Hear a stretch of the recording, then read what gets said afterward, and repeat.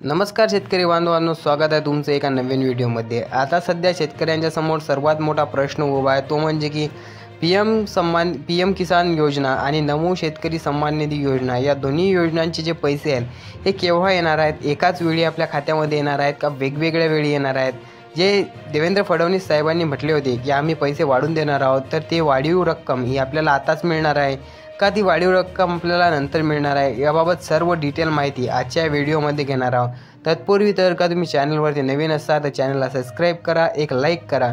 चला व्हिडिओला सुरुवात करूया। बघा मित्रांनो, देवेंद्र फडणवीस साहेबांनी असं म्हटलं होतं की आम्ही नमोची जे शेतकऱ्यांना पैसे देणार आहोत त्यामध्ये वाढ करणार आहोत, तर ती वाढ नक्की होणार आहे। परंतु या हप्त्यामध्ये ती वाढ आपल्याला बघण्यास मिळणार नाही आहे, कारण की काय होत आहे की शेतकऱ्यांची खूप KYC आणि कार्डसुद्धा आता कार्डसुद्धा निघणार आहे आणि ते निघाल्यानंतरच शेतकऱ्यांना पुढील हप्त्यामध्ये जो वाढीव रक्कम आहे या रकमेसहित हप्ता मिळणार आहे।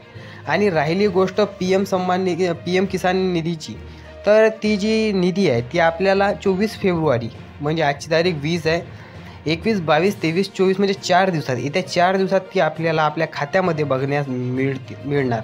संध्याकाळपर्यंत आपल्या खात्यामध्ये ही सर्व रक्कम येणार आहे। आणि तुम्हाला सांगू इच्छितो, जर का तुम्ही वेळोवेळी जर का देवेंद्र फडणवीस साहेबांचे भाषणं ऐकले असतील तर त्यांनी असं वक्तव्य केलं आहे खूप ठिकाणी की ज्या वेळेसच केंद्राचे पैसे येतील त्याच वेळेस आम्ही आमचे जे राज्याचे पैसे आहेत, शेतकऱ्यांना जे राज्य पैसे देतात ते आम्ही वितरित करून टाकू। तर याचा सरळ संदेश हा आहे आपल्याला की केंद्राचे पैसे आपल्या खात्यात पडले की त्याच दिवशी किंवा दुसऱ्या दिवशी किंवा तेवढ्याच 2-3 दिवसामध्ये आपल्याला नमो शेतकरी सन्मान निधीचे पैसे देखील आपल्या खात्यामध्ये बघायला मिळून जातील। कारण की देवेंद्र फडणवीस साहेबांनी असं वक्तव्य केलं होतं आणि त्या वक्तव्यानुसार आपण असा अंदाज लावू शकतो।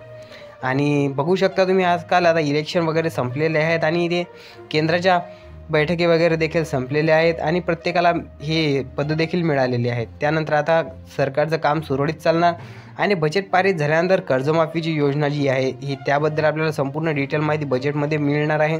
त्यावर पुढचा व्हिडिओ मी संपूर्ण डिटेल माहितीमध्ये बनवणार आहे की नेमकं कर्जमाफी काय आहे, का राज्यामध्ये कर्जमाफी आतापर्यंत झालेली नाही आहे आणि झाली तर केव्हा होणार आहे, कधी होणार आहे, कितीपर्यंत होणार आहे, संपूर्ण होणार आहे की आपली अल्पभूधारकांचीच होणार आहे का संपूर्ण जे कर्ज भरतात त्यांची होणार आहे। तर यासाठी तुम्ही चॅनलला सबस्क्राईब करून ठेवा। भेटूया पुन्हा अशाच एका नवीन व्हिडिओमध्ये।